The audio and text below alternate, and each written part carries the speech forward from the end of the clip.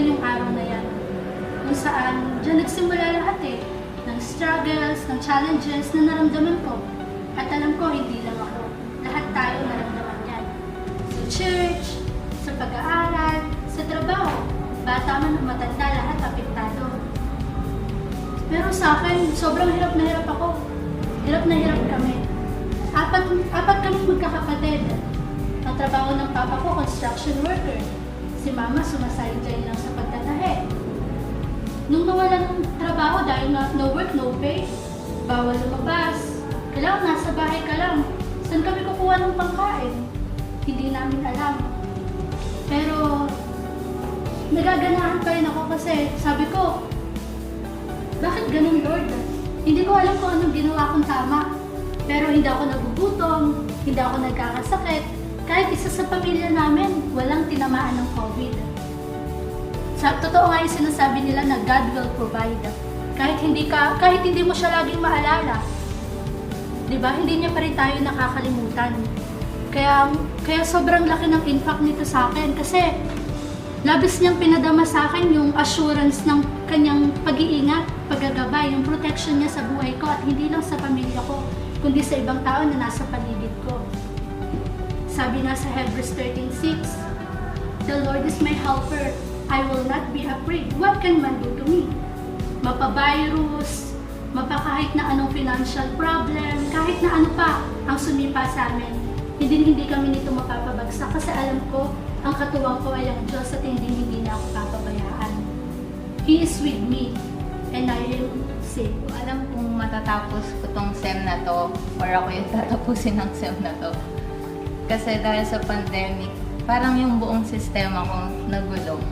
Kasi hindi naman ito yung normal na buhay at hindi ito yung normal na ginagawa natin.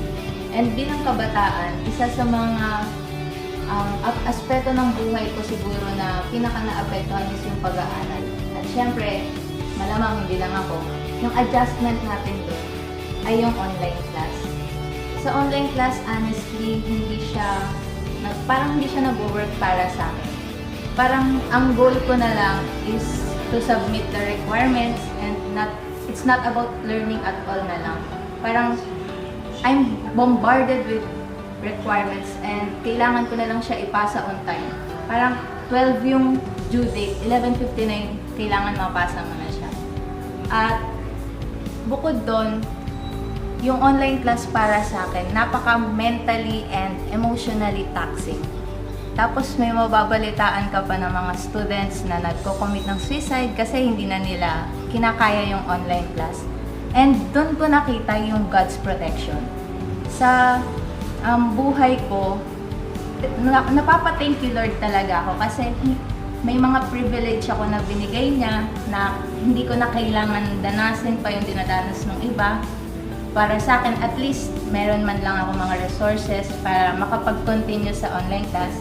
And most especially na naramdaman ko talaga yung protection ni Lord is yung binigyan niya ako ng napaka-strong na support system. Nandun yung mga kaibigan ko, mga classmates ko, na we're all struggling dito sa online class na to. Pero nandyan sila to comfort me, to encourage me na magpatuloy. Kasi wala tayong choice kung hindi magpatuloy. And hindi virus lang yung magpapa-stop sa buhay natin.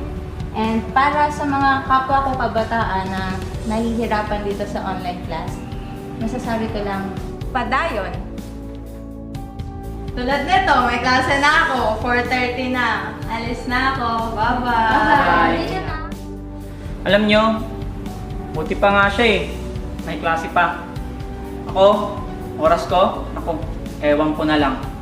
Kasi, palagi lang walang oras. Simula nung nagkaroon ng pandemic, sa oras ko, araw-araw na lang laging full. Kumbaga sa cellphone, laging full charge.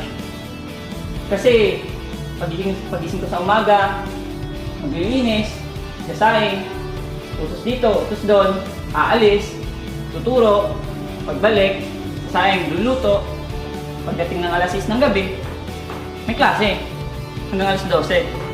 Pagdating ng alas 12, sasagot ng module, alauna, hanggang alas 5 ng umaga. O, di ba ang saya? Alam nyo, ang hirap. Minsan pa nga, stress na nga ako minsan eh. Kasi tuwing iisipin ko yung oras ko para sa sarili ko, wala na akong magawa. Kasi paulit-ulit na lang, ganun na lang palagi yung nagagawa ko. Online class, balik-balik, gawain. Pero hindi ko inisip yun. Kasi tinanong ko sa sarili ko kung kaya ko pa. Kaya ko pang gawin lahat. Kasi napaisip ako, si Lord nga may oras pa sa akin. Paano pa kaya yung iba? Diba? Paano ko pa kaya yung sarili ko? Paano pa kaya kung bigyan niya pa ako ng maraming time? Diba? Yung oras ko, kahit na sobrang full bar, yung oras ko kahit sobrang puno na, napapaisip pa rin ako eh. Pero, tuwing napapaisip ko ako kung kayang-kaya ko, kaya ko. Yun, kayang-kaya ko nga. Papasalamat nga ako kay Lord eh. Kasi tuwing napapagod ako, andun pa rin siya para sa akin. Pinupush niya pa rin ako.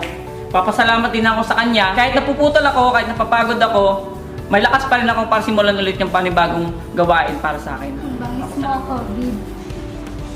Yan na nga. Ako yung tipong tao na matapang. Pero sa COVID na to, maraming tinamaan. Maraming nagkaroon ng takot. Pangamba, balisa. Dahil yun yung ipinakita mong epekto kung paano ka lumaban. Pero bakit nga ba ako matatakot? Yun yung unang tanong ko sa sarili ko.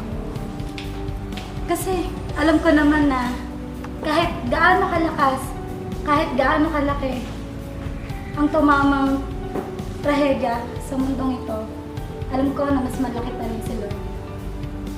Kaya yung takot na yun, pinilit ko mapalitan ng tapang at lakas ng Lord. Kasi diba, sabi nga sa Proverbs 29 verse 25, "The fear of man brings a snare, but whoever trusts in the Lord so shall be safe." Kung sino yung magtitiwala sa Kanya, paniguradong maliligtas ka. Dahil si Lord, never kanyang bibiguin. Yun yung pinanghawakan ko sa buong buhay ko. Pero aminado ako na may takot pa rin ako. Pero si Lord lang talaga ang mas malaking sagot sa lahat ng takot na ating nararanasan. Ang protection niya, labis-labis nating nararamdaman sa ngayon. Kaya nga ako nandito at nakaupo sa harapan ninyo, nakapagbigay ng testimony. Dahil yun ang patunay na hanggang ngayon, pinoproteksyonan niya pa rin ako. Hindi lang ako, maging ang lahat sa atin na narito. Naalala niyo rin ba? November, tumama yung bagyong Ronnie, tapos sumunod yung bagyong Ulysses. Nung araw na yon, pagbukas ko pa lang ng Facebook account ko, lahat ng posts na nakikita ko sa newsfeed ko, as in, puro mga nanghihingi ng tulong, nagpaparescue. Yung iba halos nawawalan na ng pag-asa. Siyempre nakakalungkot na isipin na merong mga taong nakaranas ng ganun. Pero dahil din doon sa mga pangyayari na yun, na-remind sa akin na yung protection ni God nananatili sa buhay ko at sa buhay ng pamilya. At kasi di ba biruin nyo, sobrang dami nang nangyayari ngayong taon.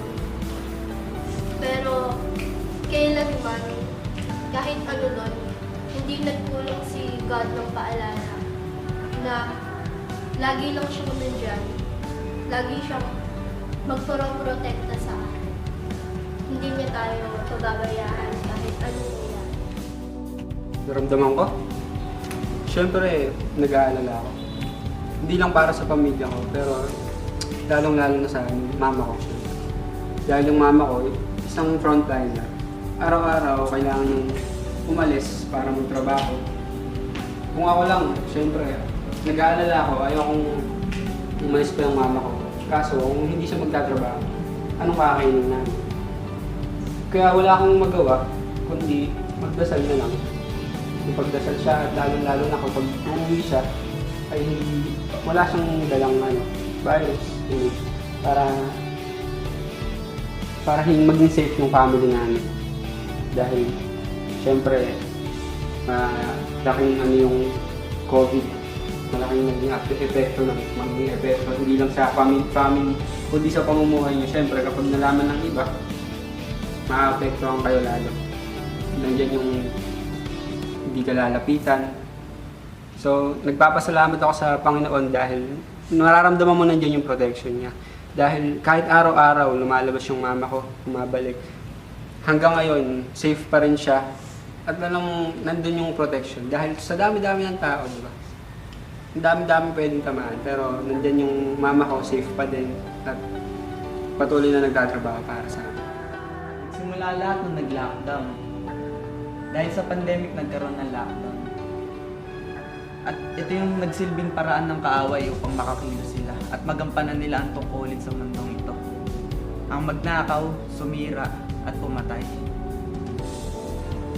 Kaya sa oras na mga ganitong pangangailangan natin, kailangan talaga natin ng Diyos. Kailangan natin ng pagtitiwala at pananampalataya sa Kanya.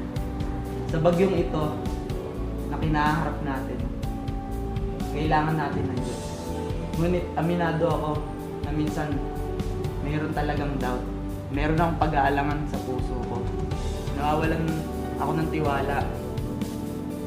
Kaya sa paglalakad ko sa gitna ng bagyo, hinahanap ko siya. Sa harapan ko, sa likuran ko, sa itaas ko o sa magkabilang gilid ko. Pero hindi ko siya makita. Hindi. Pero mali ako. Sabi niya, live by faith, not by sight.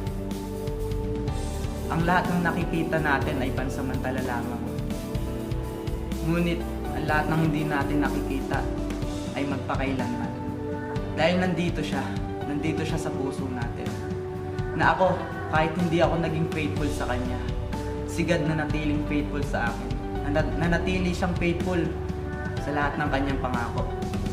Kaya ngayon, lubos ako nagpapasalamat sa ating Diyos na hanggang ngayon ay pinoprotektahan niya ako. Na hanggang ngayon ang Kanyang mantle protection ay lumulukog sa akin. Hindi niya ako iniwan o pinabayaan man. With Him I am safe, assurance of God's protection.